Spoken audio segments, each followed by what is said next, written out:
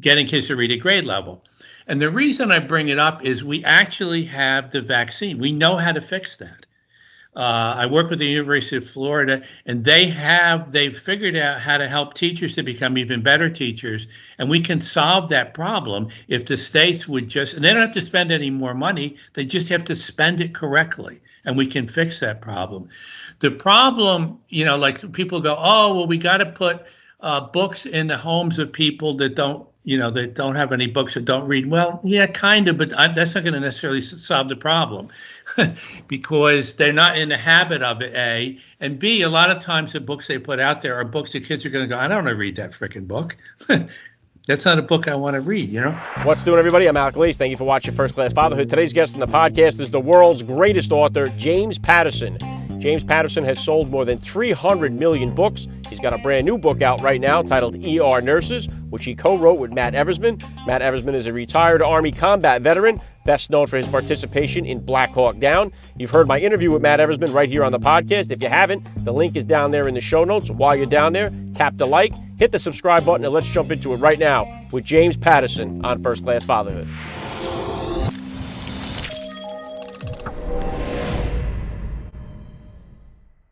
Joining me now, first-class father, James Patterson. Welcome to First Class Fatherhood. Yeah, it's good to be here, man. Doing our best as dads, right? Yeah, that's all we can do. Let's start right here. How many kids do you have? How old? Just one. He's 23. Okay, so very far, cool. So good. He's a nice guy. I like him. What kind of sports or activities was he into growing up? He played a little tennis, a little golf. He wasn't, our thing with the kids was, with Jack was we just opened doors. We didn't push him. His mother's a 4-time All-American, so she's a big jock.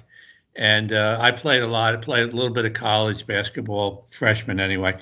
But he wasn't as big on sports, and that's fine. That's okay. Yeah, very cool. Yeah, all right. Obviously, you've had a very extensive career here. In a simple capsule form, if you could, just hit my listeners with a little bit about your background and what you do. I don't know, man. I write a lot of books, a lot of different kinds of books, too. We've got the Alice Cross books and the Women's Murder Club in the fiction area, and then a fair amount of nonfiction now. Wrote Filthy Rich about the Epstein thing back in 2016, actually before the story broke across the country. Did one on John Lennon. Do a lot of kids' books. Middle school, the worst years of my life. Maximum Ride.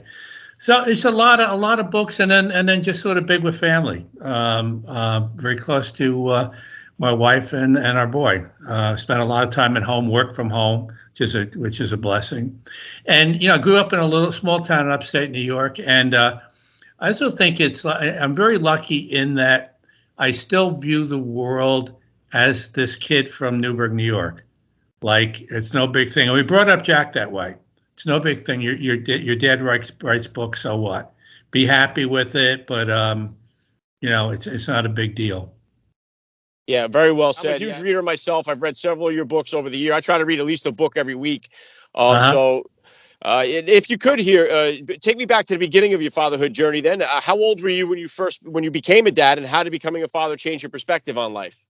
I'm an old dad. I was 49 when I became a dad for the first time. It's been great. It was whatever you want to say about it, it completes everything. It makes everything work more meaningful, at least for me. I don't speak for other people, but that's the way it is, Sue and I. And we're lucky. We have a great relationship. What I say about Sue, we go to bed every night holding hands, seriously. So that's how we fall asleep holding hands. Oh, beautiful. And what would you consider to be then the top values that you had hoped to instill in Jack growing up? I don't think about stuff like that as much as I said, opening doors for him and not pushing him anywhere. We've always tried to, lead a fairly good life. I mean, I was, the way I was brought up was that your right to extend your arm ends at the other person's nose. The simple stuff like that, which I think is valuable. Be open to other people. Don't be judgmental. Give everybody an even chance. Also don't get pushed around, Yeah, I like that. And then obviously you said you became a dad late in the game. Did becoming a father change you in any way as a writer? Well, it did because I wrote a bunch of kids books, which I hadn't planned to do. Maximum Ride was the first one, which has really done a lot of kids read it, and it got me aware of the fact that a lot of kids don't read, and that's a disaster. Right now, and it's probably lower than this, 40-some% of kids read at grade level in this country, which is a disgrace. It's just, and we can fix that. There's other things. I mean, I don't know how to fix global warming. That's a tough one, whatever. But we can actually get kids reading. We can get kids reading at grade level. We could get that number up into the 70s and 80s, and that would save a lot of lives. And so, I mean, one of the things, just in terms of getting interested in kids reading and stuff, and going into schools and writing a bunch of books for kids, it just turned me on to it, and that's been a real good thing.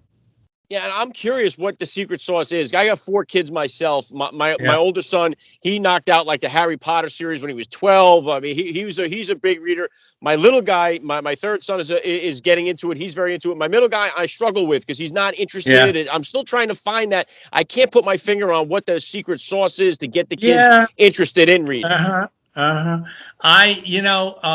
Sometimes you just have to make it a deal. Like when Jack was 7, Jack's a very bright dude, and he wound up getting like an 800 in SATs, but he wasn't a big reader.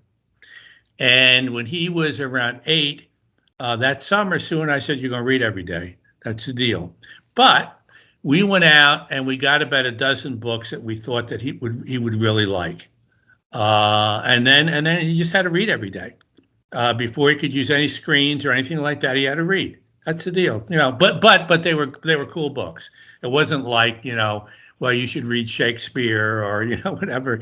Shakespeare, we'll get to that maybe at some point. But I mean, for the moment, and Harry Potter's a great one, and God, and I don't know if she thinks this way.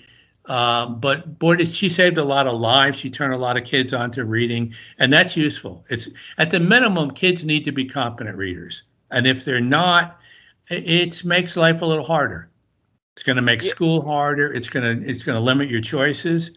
You don't have to become a spectacular reader. You don't have to read every book in the library, but you got to get to be a decent reader. Yeah, very well said, and I believe that too. And one thing I always say is it's different reading with your kids rather than reading to them. I love reading to my kids at night. And I do it really just with my daughter now. She's 7, so I still read her the stories at night. But reading with them, I mean, it takes sometimes really big patience when they're first learning how to read. You mentioned also the thing about becoming a father and becoming more aware of, the world around you and other families and stuff like that. And a couple of years ago, I got together with another guy who's a father, Matt Eversman. Matt was the actual sergeant, the movie Black Hawk Down. Yeah, I've had Matt on the podcast here. Yeah, I know Matt. Yeah, real guy. And so Matt and I got together and we did that book, Combat Boots, and then the one ER Nurses that's coming out, and that's really that's once again it's about families and stuff, and ER Nurses, and it's interesting because Matt did a lot of the interviews for that. And he called me up a couple of times and he said, "Man, I got to take a break." And, when we got done with Combat Boots, one of the things we said was that the next time you thank somebody for your service, you'll know what you're thanking them for. And it's the same thing with ER Nurses. It is a mind blower in terms of what ER nurses do, or nurses in general. And people they think they understand it, but they don't.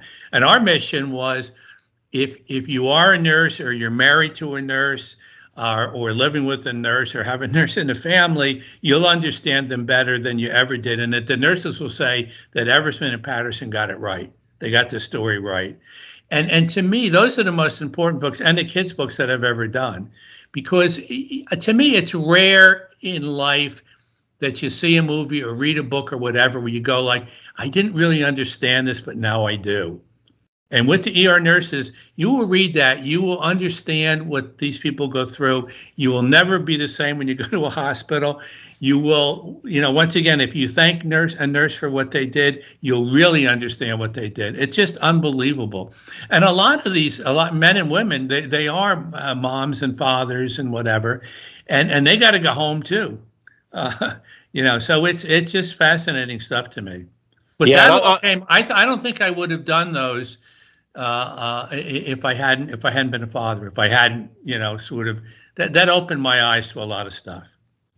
Yeah, I'm looking forward to that book myself. I'm going to put a link in the description of the podcast episode, ER Nurses, so my listeners can get over and have it. Yeah, Matt Eversman is awesome. I had him on the podcast here. I've had several Black Hawk Down real guys from that mission, and I bring on a lot of military guys just because I'm, just blessed, I feel, and grateful that we live in a country that produces men and women like that really we wouldn't stand a chance in the world without them. So, and same goes for the nurses and the medical people. I mean, we take it for granted sometimes that we have access to these real heroes. So I love the fact, we think we understand, but we don't. We don't know how hard it is. Matt and I are doing cops now, and it's the same thing. People don't understand how complicated that is. And obviously, the books that I write Alice Cross, but now, and this relates also to being a dad. I have a series on Allie Cross, who's one of Alex's kids. So it's a kid book about what it's like in this day and age where your dad and mom are both cops. Once again, it's family thing, and as a dad, and Alex as a dad, which is interesting. You're actually thinking about one of your fictional characters as a father, and what it's like for him to go through that. Yeah, very important stuff, Jim. And I know that I talk on this show a lot about the fatherless crisis we have going on. We got so many kids in this country growing up without a father. And I know that just the high school dropout rate is in the 70 percentile of kids that don't have a father in their home. Is it the? Are you? I know you do a lot of charity work with getting kids to read. Do you see that kids coming from a fatherless household? Sure. On that side of not reading. Yeah, it's huge. And I think one of the things I mentioned this thing about getting kids to read at grade level. And the reason I bring it up is we actually have the vaccine. We know how to fix that. I work with the University of Florida, and they've figured out how to help teachers to become even better teachers. And we can solve that problem if the states would and they don't have to spend any more money. They just have to spend it correctly, and we can fix that problem.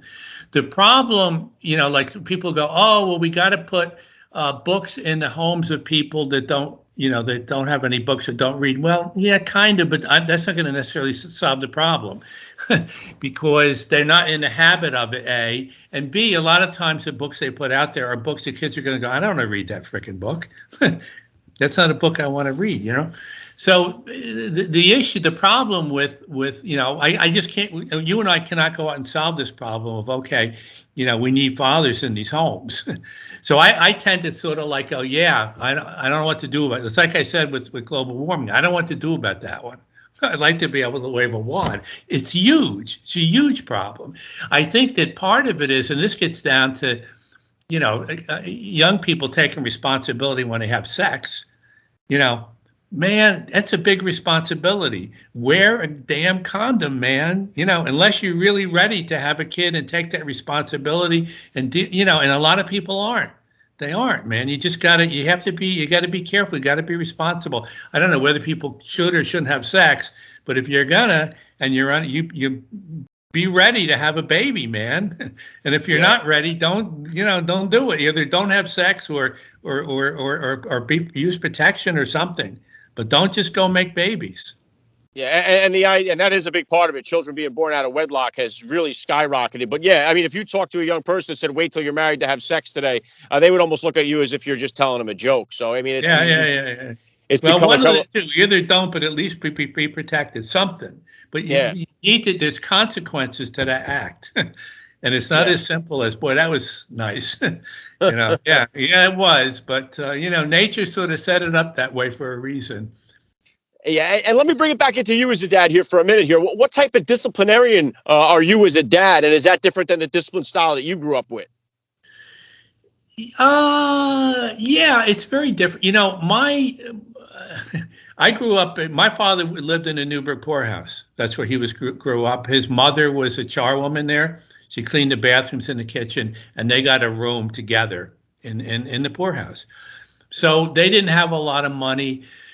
My father, the first time, and I'm sure when he was little he probably did, but the first time I remember him hugging me was on his deathbed. Wow. And that's just the way he was. And, I accept it. But with Jack, growing up, and to this day, any night he's in the house, I give him a hug before he goes to bed. That's our deal. When he would go to school, I give him a hug. And he was like, all right, fine. He didn't care. And it didn't matter whether he cared. It was just, that's going to be the deal. Okay, all right, it's fine. Hugging your kid is okay. I mean, not every dad is comfortable doing it, but think about it. It's not the worst thing in the world. It's a good thing. And they can grow up strong and be good athletes and, whatever, and still get that feeling of, yeah, it's okay. Somebody loves me. That's a good thing to know. Yeah, I would say that's definitely something different myself from my father, too. I don't remember my father being that person to say, I love you or be very affectionate. My father was born in 1930. He was 50 years old when he had me. So I was the last of his later in life. Yeah. So I'm definitely blown away the amount of times I've told my kids that I love them. So yeah, there's a lot. I mean, in that generation, it wasn't as common, and now we're better at it. Yeah, and I think there are so many things. I think it's useful. I think for I don't give advice to other people, but we have found it useful to make sure that Jack takes responsibility for his actions. Like, no, dude, you did it. You got, what I mean. At a certain point, you gotta at least take a small part. Like maybe it's somebody's fault a little bit, but take responsibility. This thing of, well, that happened, but, because blah, blah, blah, blah. Well, yeah, there's a blah, blah, blah, blah. But they got to take some responsibility. Monica Lewinsky, she's got to take some responsibility. Shouldn't, the older guy, whatever, that's definitely a problem. And I know Clinton, obviously, because I've written books with him.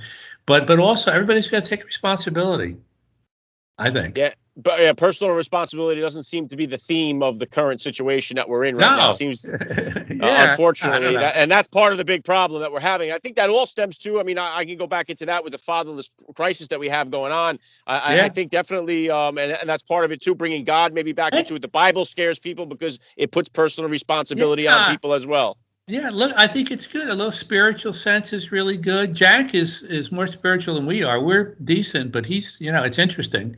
He's more into church than we are, which is great. I think the other thing, one of the things that happens here is we're just running into a period more and more and more we're caricaturing. Like here's the caricature, whatever, Wisconsin, the cheeseheads, or that's this innocent one. But no, they're not cheeseheads. It's a complicated state, and it's fun. And that's okay up to a point, or a caricature about black people, or a caricature about Italian people. They're all no, they're not mafia, and they stop already. All these, and we kind of actually live by them. There's a caricature for Latinos, and stop with the caricatures. That's not who people are. It's complicated. It always is. I don't know. So we tried to do that with Jack right from the get-go with him. And we didn't, like when you're 8 years old and you can't figure something out. Yeah, you can. They're smart. They're as smart as we are. They just don't have the information yet. And you don't have to treat them like babies. So it doesn't mean they can't have a nice childhood and play and have fun and whatever. But they're okay. They can think. They can think at an early age. They're thinking, man. Yeah, right on with that. And then getting into, obviously the game has changed a lot since you began your writing career to where it is right now. We have the ebooks, the audio books are popular. Yeah. What advice do you have for the parent out there that does have a kid who's interested in pursuing a writing career? Oh, I don't even worry about it, man. Just let them write. Encourage them within reason. It'll work its way out. If they really want to be writers, they won't be able to help themselves. You really have to be addicted to it, I think. And some people will be. And some people when they're 10, 11, 12, they go through a stage and they write a lot or read a lot or play a guitar a lot, and they may not wind up there. And that's all fine. So, I think it's encouraged. And then don't lock in too much. If you got the next Tiger Woods, maybe you lock in. But for the most part, let them. I mean, one of the unfortunate things with sports now is, when I was growing up, it was like, okay, well, in the winter you play basketball or hockey maybe, and in the spring you play baseball, and in the fall you play football. You play different sports. And now they, especially if the kids are any good, they try to get them to lock into the sport. You got to play that sport all year, which is unfortunate. I think it was cool. You play a lot of sports and you learn them all and you love them all. And, unless you're going to wind up playing pro ball or college, Yeah, that's how it was when we grew up. We played the seasons, we played the sports. So, definitely now they have travel leagues and you could play the same game. Different of your friend who would have the ball. He's got the football, he's got the basketball, and he's got 2 baseballs. Everybody had a glove. Yeah. Hey, Jim, is there one particular book that you wrote that you would love to see that you would love to see be made into a movie or a TV series?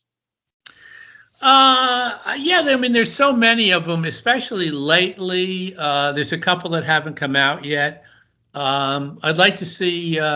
Oh shoot, I don't know. I don't really have an answer to that. There's one that just came out, The Noise, and we are turning that into a TV series. And that's a fun one. If people like Stephen King, it's a different kind of book for me. And it turned, the thing of it is you want them all to turn out well. And sometimes they don't. As I mentioned, ER nurses in combat boots. I had no idea they were going to be as powerful as they are. We got quotes, and you never know. People, the publisher will send them out, and sometimes nobody writes back. But with ER nurses, like Sanjay Gupta wrote back, and he says it's just unbelievable. And then Sebastian Junger, who wrote, what the hell did he write? The Tribe. But also Tribe, but also the one where the boat out in The Perfect Storm. Guy's a great writer. Okay. And he read ER Nurses, and I don't know him, and he sent back and he said it was one of the most moving books he's ever read. He said it changed his life forever, which is, and that you love that kind of thing. Yeah, well, listen, I had an opportunity. The Navy SEALs do a swim across the Hudson River. This is their 3rd year doing it. They invited me to come with them, and they went down to the emergency room down in Camden, New Jersey, and they spent time with the ER nurses and everything down there. They had a great ceremony thanking them for their service. It was a beautiful moment. I wish it had gotten more. Where did they swim across the Hudson? They swam from Jersey City to the World Trade Center. So I was on a barge. I have a house on the Hudson. Yeah, it was just this past summer. This is the 3rd year they did it, so it was. Or where we are, the Hudson's 2 miles wide, so big swim. Yeah, well, for these guys, they knock it right out, so it ain't too bad for them. Yeah. All right, obviously you got the ER Nurses, True Stories from America's Greatest Unsung Heroes with Matt Eversman available now. What's next for you? What kind of books or projects are you working on right now? Well, there's always another Alex Cross, and I have a book. Well, actually, 2 interesting ones coming out. Alice Cross for around the holidays, they're coming fast, man. My whole family's coming here again. That's what we do. I think it's up to 28 now for Christmas. But early next year, I have a novel with Dolly Parton, which is incredible. We've become really neat friends, and there's a lot of movie interest in that. And they call, like Ron Howard called the house, and Steven Spielberg called, and I want to do the Dolly book, So that's coming, and then autobiography in July or June, was just a bunch of stories, like my dad growing up in the poorhouse, and the various people I've read, and like the Dolly stuff and the Bill Clinton stuff. And I mean, Dolly, for my birthday, she called me up. She sang happy birthday over the phone. I didn't have the nerve to say, could you call back again so I can record it, Wow, that's incredible stuff. Listen, I'm definitely looking forward to that coming you said this summer, so that'll be awesome. I'm looking forward to that. All right, so it's you got Matthew McConaughey on your wall there, and I liked his movies. I wasn't like a massive fan, but I read Green Lights. I thought it was great. Yeah, and my autobiography, I'm not going to compare the two, except that they're both just a lot of stories. Because like people don't want to, they don't want to get lectured to. They don't care about what house you lived in and the bricks or whatever the hell. So and will yours be audio? Are you doing the audio for that as well? Well, actually, the publisher just asked me, do I want to do it? They said it would take 18 hours. And I'm like, okay, well, let's see. Because I thought Matthew's audiobook, I read the book. I have a habit of reading a book and then listening. I drive Uber and stuff on the weekends, and I'll listen to the audiobook of a book I already read. And his Does he do audiobook it I like thought was sexy, phenomenal. like the Lincoln, a very low voice? And then Yeah, he was. I mean, it was entertaining the way he did it, and broke it up into different parts. I mean, it was he's a very smart man. Very well done. Yeah, good father as well too. So. All right. Well, last thing I want to hit you with here, I love to ask all the dads that I get on the podcast, what kind of advice do you have for that new dad or for that about to be father who's out there listening? I think, it's you got to keep your life going, the whole life, the family life, you got a responsibility. So meet the responsibility with those kids. Give them, you can't love them too much. And, on the other hand, it's a combination for me of love and also they gotta listen to you a little bit. But the other thing is, make time for your spouse, man. Maybe that's got to be a part of it. It shouldn't just be all like, woe is no. Do date nights occasionally. Keep it rounded. Yeah, very well said. I love the message. This has been a big honor for me. I got to say, James Patterson, you're a first-class father all the way, and thank you so much for giving me a few minutes of your time here on First Class Father. Thank you. You're doing a good thing. Thank you much.